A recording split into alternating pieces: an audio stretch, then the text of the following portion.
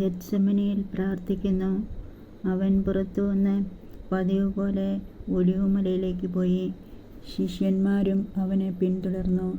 അവിടെ എത്തിയപ്പോൾ അവൻ അവരോട് പറഞ്ഞു, നിങ്ങൾ പരീക്ഷയിൽ ഉൾപ്പെടാതിരിക്കാൻ പ്രാർത്ഥിക്കുവിൻ.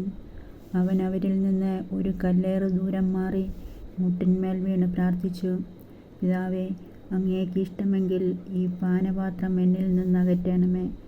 എങ്കിലും എൻ്റെ ഹിതമല്ല, അവിടുത്തെ ഹിതം നിറവേറട്ടെ. അപ്പോൾ അവനെ ശക്തിപ്പെടുത്താൻ സ്വർഗത്തിൽ നിന്നൊരു ദൂതൻ പ്രത്യക്ഷപ്പെട്ടു. അവൻ തീവ്രവേദനയിൽ മുഴുകി കൂടുതൽ തീക്ഷ്ണമായി പ്രാർത്ഥിച്ചു. അവൻ്റെ വിയർപ്പ് രക്തത്തുള്ളികൾ പോലെ നിലത്തു വീണു.